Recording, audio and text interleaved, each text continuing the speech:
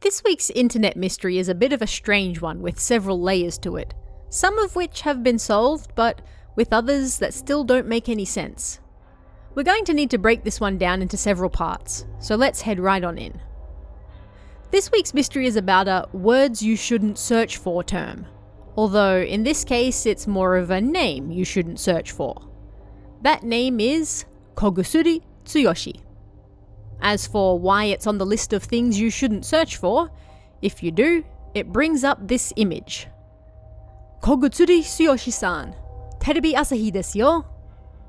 Because the image is rather creepy and nobody quite understood what exactly this apparent advertisement was supposed to be, it got added to the list. After all, the words you shouldn't search for list is mostly made up of things that are, at first glance, a little creepy and unknown. And it's not until people dig into them and uncover the truth that they become, well, less so. At any rate, this image is why the name Kogutsuri Tsuyoshi is on the list. Fair enough. Not super creepy, but it does come with a warning level of 1, so that's to be expected. But if we take it a step further, the next obvious questions are, who is Kogutsuri Tsuyoshi and what is the purpose of this advertisement? Over time, at least some of this information has been dug up. For example, we now know that this appeared on page 17 of the Asahi newspaper evening edition that went out on Saturday, August 7th, 1999. If you have access to a Japanese library that keeps old newspapers, you can go and check it out for yourself. It's real and it actually exists. It's not something that people made deliberately to create an internet mystery. But what is it? Well, at a glance, it seems to be promoting Asahi's television channel. As it turns out, there were other ads in the same newspaper, seemingly once a month, that followed the same pattern of calling out a person's name and then following it up with, "It's TV Asahi." This was the catchphrase they were using at the time, and the ads were part of a campaign they were running to publicly call out people's names. I mean, who doesn't want their name called out by TV Asahi, right? Although these other images don't seem to exist on the internet at present, one blog owner drew their version of what they saw in the newspapers at their library, which you can see here. And apparently, they're all rather normal. People smiling, people running, people doing regular, everyday things. It's only the Kogusuri one that's a little creepy. But even then, at a mere glance, well, it's not really that creepy. It's just a person's face in a window. Maybe a little odd, sure, but not something I'd really give a second glance if I saw it in the newspaper. So, if we know what the image was used for, and we know that Kogutsuri Tsuyoshi was likely just a person who won a chance to take part in that campaign, why is this still part of the words you shouldn't look up list? Why are people still talking about it and trying to figure it out today? Well, here's where we add another strange layer to the story, and here's where it actually gets a little weird. Kito Masaki, a lawyer from Tokyo who has a particular interest in dealing with Japan's numerous cults and new religions, posted an email on his website that he received from the group Lifespace on Monday, August 30th, 1999. So, roughly 3 weeks after the Kogusuri ad was featured in the newspaper. Without getting too deep into a rather complex organization, Lifespace was a business that ran self-help seminars that, over time, basically developed into a cult. Their leader claimed that he could cure people of their illnesses simply by lightly hitting them. And you've possibly already heard of them because they were involved in a case known as the Narita Mummified Body Incident. The details of this incident could be an entirely separate video, so I won't go into the full details here, mostly because they don't really matter to this particular mystery. But the Lifespace leader, Takahashi Koji, was arrested for murder and allowing someone in his care to die.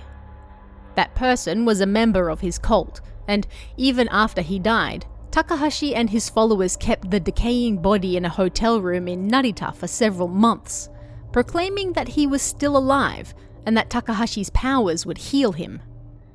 Takahashi initially received a 15-year sentence for the man's death, later reduced to 7 years.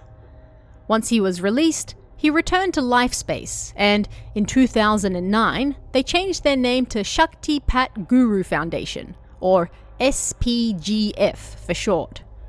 They still exist today. At any rate, while they were apparently keeping this body in a hotel room, it seems someone from the organization found time to send lawyer Kito a strange email. "We are sending you a message regarding a family name, Kito. Kogutsuri Tsuyoshi-san. It's TV Asahi." The problem with this email, which was rather long, is that, well, it doesn't really make much sense. It's filled with strange grammar, random English words, a continual spelling of Japan as Jhapane in English letters, and it just goes on and on. I'll leave a machine-translated image of the contents here in the background because, again, it's not super necessary to understand exactly what was in the message.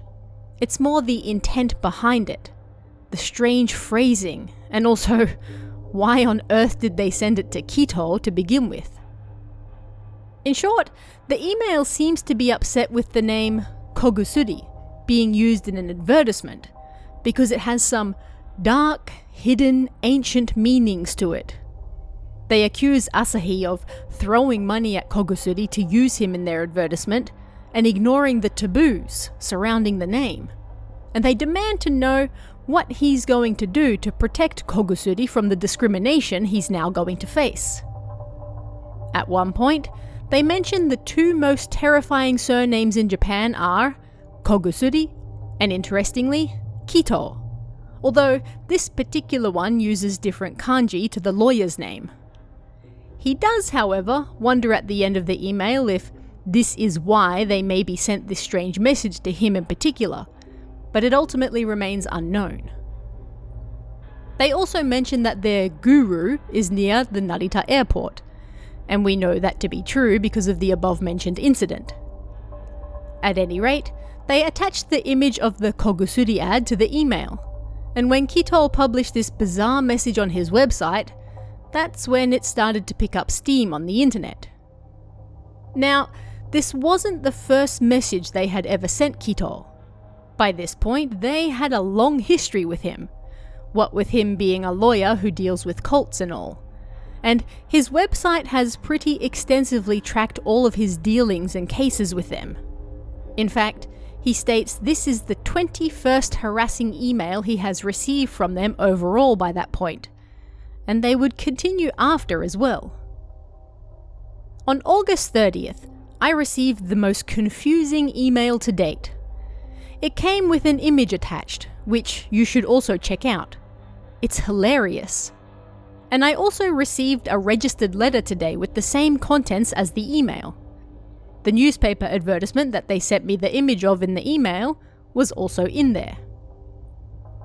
So, Kito not only received this absolutely bizarre email, but they went to all the trouble of sending him a physical copy alongside the actual newspaper ad as well.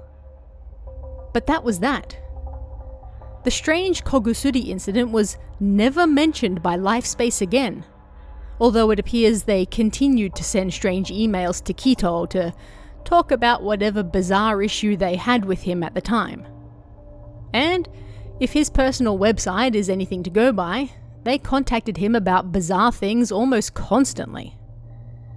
So, why did they send him an almost incomprehensible message about an advertisement campaign that was, by all accounts, simply something fun the station did to both shout out lucky chosen viewers and to get their own catchphrase out there? As Kito himself said, if anyone knows why, or can understand what they're getting at with their bizarre message, please let him know. Naturally, this was 25 years ago now, and the organization, at least how it was then, no longer exists.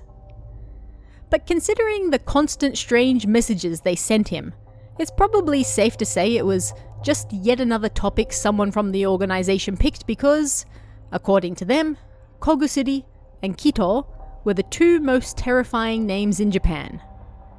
Perhaps they saw the weird ad, made the connection from Kogusuri to Kito, and because the lawyer they were often dealing with shared the same name, although using different kanji, they decided to send him a message about it. But these are people who acted like a rotting corpse in a hotel bathroom was alive for several months because their guru said he was. At the end of the day, I don't think we're going to be able to make much sense out of how they thought and how they worked. But that's the bizarre story behind Kogusuri Tsuyoshi, and how a somewhat strange ad found itself on the words you shouldn't search for list. Not just because it was a little creepy, but because of the wild story that ended up accompanying it from an entirely outside source. But what did you guys think of this one? Let me know in the comments below, and I'll see you again next time.